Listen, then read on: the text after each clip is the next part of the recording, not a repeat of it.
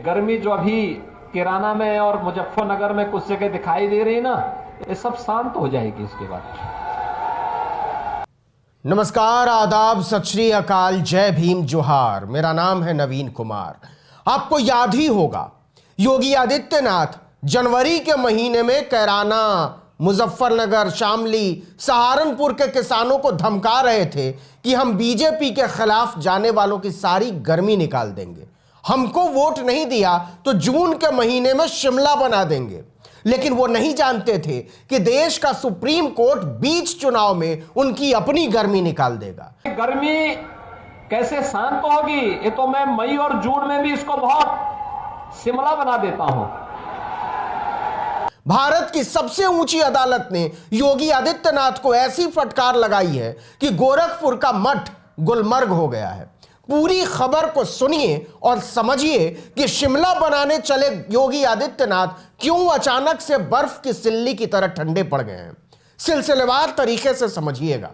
आपको याद होगा 2 साल पहले सीएए के खिलाफ पूरे देश में आंदोलन हो रहे थे। जैसे दिल्ली में शाहीन बाग प्रतिरोध का प्रतीक बन गया था, वैसे ही लखनऊ में घंटा घर पर हजारों महिलाओं ने विरोध का झंडा उठा रखा था। इस आंदोलन को दबाने के लिए ऐसे ऐसे हथकंडे अपनाए गए थे कि पूछिए मत। देश का एक केंद्रीय मंत्री खुले मन से नारे लगा रहा था कि देश के गद्दारों को जूते मारो सालों को, तो दूसरी तरफ एक मुख्यमंत्री उत्तर प्रदेश में चिल्ला रहे थे कि मर्द रजाई में सो रहे हैं और औरतें धरना दे रही हैं, इस पर शर्म आनी चाहिए। इतने के बाद भी जब बात नहीं बनी तो शहर दर शहर चौराहों पर वसूली के पोस्टर चिपका दिए गए थे। इन पोस्टरों में तमाम औरतें भी थीं, कई गर्भवती और कई छात्राएं। मुख्यमंत्री ने पूरी ढिठाई से कहा था कि हम सरकारी संपत्ति बर्बाद करने वालों के चौखट उखाड़ लेंगे। वो सभाओं में लोगों को दहशतगर्द, गुंडे, उग्रवादी और गिरोह पता नहीं क्या क्या बोल रहे थे, लेकिन इसके लिए ना तो कोई सबूत दिए, ना किसी का पक्ष सुना, ना अदालत की परवाह की और ना कोई मुकदमा चलाने की जरूरत समझी। उन्होंने भारत के कानून और न्याय की बुनियादी आचार संहिता की धज्जी उड़ाकर रख दी थी।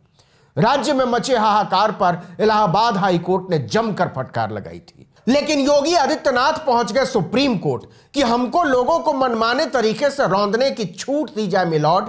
इस पर सुप्रीम कोर्ट ने योगी आदित्यनाथ की गर्मी उतारते हुए कहा है कि बेहतर होगा वसूली की अपनी चिंदियां खुद ही रद्द करके कूड़ेदान में फेंक दीजिए, नहीं तो हम उन्हें उनकी असल जगह दिखा देंगे। जस्टिस डीवाई चंद्रचूड़ और जस्टिस सूर्यकांत की पीठ ने गर्मी उतारते हुए कहा कि इसमें कोई देरी नहीं होनी चाहिए, हम कोई भी बहाना नहीं सुनना चाहते। बहुत तमाशा पहले ही हो चुका है, इसलिए हम जो कह रहे हैं उसको फौरन से पेशतर कर दीजिए और करके हमको बताइए कि आपने वसूली के सारे नोटिस रद्द कर दिए हैं। सरकारी वकील सुप्रीम कोर्ट का रौद्र रूप देखकर सहम उठे। उन्होंने कहा, मिलॉर्ड कुछ तो वक्त दीजिए। जज साहब ने कहा, आप क्या समय की बात कर रहे हैं, आप तो कानून को कुछ समझते ही नहीं। कोर्ट ने कहा कि यूपी सरकार की कार्रवाई कोडुंगलूर फिल्म सोसाइटी और destruction of public and private properties act 2009 में सुप्रीम कोर्ट के फैसले का खुल्लम खुल्ला उल्लंघन है। इसमें साफ साफ लिखा गया है कि जहां भी विरोध के कारण संपत्ति का नुकसान होता है वहां हर्जाने और मुआवजे के आकलन की एक व्यवस्था है। एक कमेटी बनानी होगी, इस कमेटी में जिले के एक जज को शामिल करना होगा। लेकिन आप तो खुद ही जज बन बैठे। आपने किसी भी नियम कायदे की कोई परवाह नहीं की। आरोपियों की संपत्तियों को जब्त करने की कार्रवाई में सरकार खुद ही शिकायतकर्ता बन गई और खुद ही जज। फिर हमारी जरूरत ही क्या है? योगी के नुमाइंदों का चेहरा जस्टिस डीवाई चंद्रचूड़ और जस्टिस सूर्यकांत का रौद्र रूप देखकर लाल पड़ गया। वो कुछ भी नहीं बोल पा रहे थे। पीठ ने कहा कि पहले ही इस मामले में बहुत ज्यादा देर हो चुकी है, लेकिन अगर आपको और समय चाहिए तो ठीक है, हम आपको 6 दिन देते हैं। सारे नोटिस वापस लीजिए। एक भी पाई की वसूली इस नोटिस के आधार पर हम नहीं होने देंगे। 18 फरवरी को हमको आकर बताइए कि आपने ऐसा किया है या नहीं। यह आपके लिए आखिरी मौका है। अगर आप इन 6 दिनों में ऐसा नहीं कर पाते हैं तो मजबूरी में हमें आपके नोटिसों को रद्द करना होगा। लेकिन आपने किया है तो इसे आप खुद ही वापस ले लें तो बेहतर होगा। अब जरा उस आंदोलन को पीछे मुड़कर देखते हैं। क्या हालात थे और क्या हो रहा था। बिल्कुल किसान आंदोलन की तरह का एक आंदोलन खड़ा हो गया था, एकदम शांतिपूर्ण और संयमित। इस आंदोलन की कमान पूरी तरह से महिलाओं के हाथों में थी, दिल्ली के शाहीन बाग में भी और लखनऊ के घंटा घर पर भी।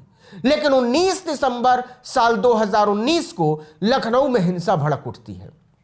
पुलिस और मीडिया के वाहन तक फूंक दिए जाते हैं। लखनऊ के परिवर्तन चौक से लेकर हुसैनाबाद इलाके तक जबरदस्त हंगामा खड़ा होने लगता है। उपद्रव रोकने के नाम पर पुलिस ने गोलीबारी शुरू कर दी थी। इस गोलीबारी में ठाकुरगंज के मोहम्मद वकील नाम के शख्स की मौत हो जाती है। इसके बाद दीपक कबीर, सदफ जफर, मुस्लिम शिया धर्मगुरु मौलाना सैफ अब्बास समेत कई लोगों का नाम सामने आने लगता है। सदफ जफर इस समय कांग्रेस के टिकट पर लखनऊ से ही चुनाव लड़ रही हैं। ऐसा माहौल था। इसकी आंच मेरठ तक आ पहुंची थी। कई दूसरे शहरों में भी हिंसा भड़क उठी थी। लेकिन कमाल यह है कि उत्तर प्रदेश के अलावा किसी भी और राज्य में लोग हिंसक नहीं हुए, जबकि दूसरे राज्यों में यह आंदोलन ज्यादा व्यापक था। खैर, पुलिस ने इस आंदोलन में 57 लोगों को अभियुक्त बनाया। योगी आदित्यनाथ ने फैसला कर दिया कि इन्हीं लोगों ने आगजनी और तोड़फोड़ की है। उन्होंने ही यह भी फैसला कर दिया कि जो नुकसान हुआ है उसकी कीमत 1,64,00,000 रुपए है और हम इन 57 लोगों से इस 1,64,00,000 की वसूली करेंगे। पुलिस ने दंगा करने के आरोप में 57 लोगों के नाम और पते बड़े बड़े पोस्टरों बैनरों में चौराहों पर चिपका दिए। इसमें लखनऊ के ट्रांस गोमती के 13, हजरतगंज के 24 और पुराने लखनऊ के 16 आरोपियों की तस्वीरें थीं। शहर के सभी प्रमुख चौक चौराहों पर इन सब के पोस्टर बड़े बड़े लगा दिए गए थे। आपको याद भी होगा कि सीए एनआरसी के विरोध में 100 से ज्यादा संगठन और एनजीओ लखनऊ में जमा हो गए थे। शहर के सभी इलाके के लोग सुबह होते ही परिवर्तन चौक पर आने लगे थे।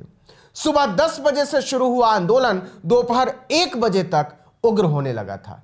पुलिस ने कहानी बनाई कि आंदोलन जब अपने चरम पर पहुंचा तो कुछ उपद्रवियों ने अचानक पुलिस पर पथराव शुरू कर दिया। जवाब में लाठी चलाई गई, लेकिन इससे बात नहीं बनी। आगजनी शुरू हुई। भगदड़ की स्थिति में कई लोगों को गंभीर चोट भी आई थी। यह पुलिस की कहानी कहती है। कानून व्यवस्था पर सरकार का कोई नियंत्रण नहीं रह गया था। नतीजा 19 दिसंबर से 22 दिसंबर तक लखनऊ में नेट सेवा लगभग ठप कर दी गई थी। केवल दफ्तरों में काम करने के लिए ब्रॉडबैंड सेवाओं को थोड़ी बहुत छूट दी गई थी। कहा गया था कि व्हाट्सएप और फेसबुक जैसे ऐप पर अफवाहों को फैलने से रोकने के लिए ऐसा किया जा रहा है। मेरठ समेत कई संवेदनशील इलाकों में इंटरनेट सेवा कई बार ठप की गई। दलील थी कि सोशल मीडिया के माध्यम से लोग हंगामा कर सकते हैं, जुट सकते हैं।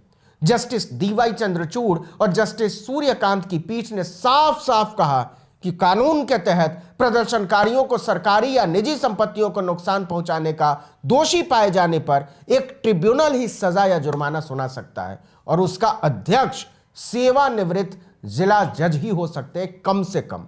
हम आपको कानून अपने हाथ में नहीं लेने देंगे। इस वीडियो में इतना ही, लेकिन अगर आपने आर्टिकल 19 इंडिया को अब तक सब्सक्राइब नहीं किया है तो फौरन कर दीजिए, बेल आइकॉन दबाइए। अगर YouTube पर यह वीडियो देख रहे हैं तो हमारे चैनल को सब्सक्राइब कर दीजिए। फेसबुक पर देख रहे हैं तो हमारे पेज को लाइक कर दीजिए। हम इंस्टाग्राम पर भी मौजूद हैं, वहां भी आप हमको फॉलो कर सकते हैं। ट्विटर पर हमारा हैंडल है article19_India। ट्विटर पर भी हमें फॉलो कर लीजिए। नमस्कार।